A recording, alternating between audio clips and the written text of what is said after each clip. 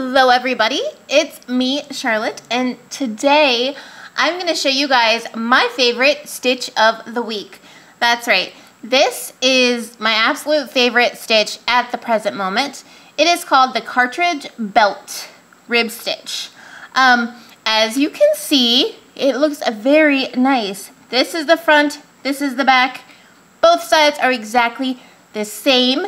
It's only a 2-row repeat and it is definitely beginner friendly. Super easy. That's why I love this stitch. It's really easy and it looks really complicated, but it's not. So I think you guys are really going to enjoy this one. Real quick, before we get into it, I want to say thank you for everyone who has subscribed to my channel. Thank you for liking, commenting, and sharing my videos. If you haven't already subscribed, please do so now. And if you'd like to follow me on Facebook, there will be a link in the description below. Also in the description below is a link to my Facebook group. It's a private group I have on Facebook. It's called Knit, Crochet, and Crafts. It's just a place where you can post your pictures, ask your questions, and no one in your friends list will be able to see what you're doing. So that's nice, especially if you're working on Christmas gifts, or I don't know, if you just want to talk about something that you don't want your friends to know about. It's a safe place to do it. Again, that link will be in the description below. And yeah, so let's get into my absolute favorite stitch of the week this week, and it is the Cartridge Belt Rib Stitch. It's really super easy. Beginners are going to love it. All right, let's get started. First off, I want to say, if you are a beginner, this is what I used to do. I just want to show you guys real quick on what I have here. When I start a new pattern, or start anything, and I was a beginner, this is what I would do. I would write out what I was doing, which in this case is the cartridge belt. I would write down all the pattern information and details, especially if it was a small thing. It was just to help me keep track. Multiples of 4 plus 3, that's what we're working on. It's a 2-row repeat, and then I write down my rows, like row 1, row 2, and because it's only a 2-row repeat, I would then write 1, 2, 1, 2, 1, 2. So when I would go ahead and finish with a row 1, I would cross it off. Finish row 2, cross it off. And then I would always know where I am and what I'm doing. It's just an easy way that I used to keep track and, you know, be able to know exactly where I was, especially in the beginning. Since then, I've found other ways, and I'm going to show you my little easy tips and tricks, what I do. But if you want to do it that way, that is a good way to keep track of what you're doing and where you're at, so you might enjoy that way too. Okay, for this cartridge belt, like I said, it's in multiples of 4 plus 3. So if you have no clue of what that means, I'm going to show you. We're going to do a long tail cast on today. And if you don't know how to do a long tail cast on, I'll put a link in the description below, or there'll be something on the screen here where you can click on that'll show you how to do a long tail cast on in much slower and greater detail. But to do multiples of 4 plus 3, your slip knot counts as 1, 2, 3, 4. 1, 2, 3, 4. 1, 2, 3, and 4. So you just keep going 4, 4, 4, 4 until you get to the length or the width that you want it if you're making a scarf. And then at the very end you add your 3. So 1, 2, and 3. All right. For row 1, I'm telling you guys, this pattern is super easy. You guys are going to love it. For row 1, you want to knit 3. So there's 1, 2, and 3. And then you want to take your working yarn and put it in the front as if you're going to purl, but you're not. You're going to slip a stitch purlwise. So what I did was taking my working yarn, putting it in the front, and I'm going to slip that stitch purlwise. I'm going to take my right needle, put it in the front of that next stitch, and just slip it off. I'm going to take my working yarn and put it in the back, and then I'm going to knit 3. So that is the repeat for this round.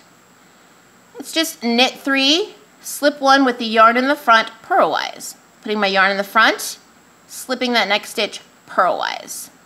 Yarn is back in the back, and now I'm going to knit 3. 1, 2, 3. Again, put my yarn in the front, slip 1 purlwise, yarn in the back, and knit 3. 1, 2, and 3. First row is always a little more complicated. So that was row 1. Now we're going to work on row 2, and row 2 is just as simple. It's going to start off with a knit 1.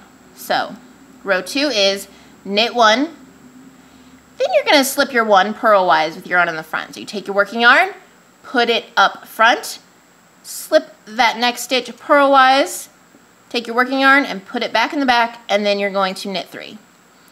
1, 2, 3. Again, working yarn in the front, slip 1 purlwise, put your working yarn back in the back, and knit 3.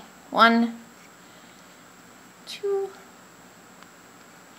3. Again, working yarn back up front, slip 1 purlwise, put your working yarn back in the back, and knit 3. 1, 2, 3. You have 2 stitches left. You're going to put your working yarn in the front, slip 1 purlwise, put your working yarn back in the back, and knit that last stitch. Those were the 2 rows that you need to know. Pretty easy, right? Okay. Now let's say you're doing this pattern and you're not writing anything down and you have no clue if you're on a row 1 or a row 2. This is how I do it. Especially if you do a long tail cast on. When you do a long tail cast on, your first row always has the tail next to your working yarn. Well, that's how I know I'm on a row 1. If my tail is over here next to my working yarn, then I know that, well, hey, this is a row 1. My working yarn is now on the right side of my work and it's next to my working yarn. So that's how I know it is a row 1, and row 1 is starting with a knit 3, 1, 2, 3, and then you slip 1 purlwise with working yarn in the front. We're going to go over this one more quick time just so I can show you how I know where I'm at. Put your working yarn in the front, slip 1 purlwise, and then knit 3. 1, 2, 3. Put your working yarn in the front, slip 1 purlwise, and knit your last 3. 1, 2, 3. Now I showed you that when we started on our row 1, our working yarn and tail yarn were together. That's how I knew it was a row 1. Row 2, my yarn tail, or my tail yarn is over here and my working yarn is over here by itself. That's how I know I'm on a row 2. Those are some little tips and tricks that you can keep in mind when you're working a 1 or a 2 row repeat of any pattern. Is row 1 is going to be your tail yarn and your working yarn are going to be together, and a row 2 is just going to be your working yarn by itself. That's how I keep track. I hope that little tip helps. Again, this is the stitch. Like I said, 2 row repeat, beginner friendly, super easy, and it's a very nice texture. The front and the back are exactly the same. It would make a perfect scarf. Definitely nice for the beginner. And you can bind off any way you want. You can do a stretchy bind off. You can do the regular good old-fashioned bind off. Play around with it. See what you like best. Do a couple little sample swatches. See what you like. This is my favorite stitch of the week, guys. This is my go-to stitch right now. I love it. I'm going to make a big scarf out of it. Eventually, probably. Probably not. I'll start it and I'll never finish. We all know what that's like. But yeah. So I hope you guys really enjoyed this video. If you did, please give it a thumbs up.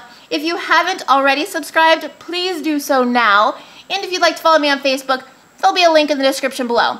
Also, if you'd like to join my Facebook group, Knit, Crochet, and Crafts, there'll be a link in the description below for that as well.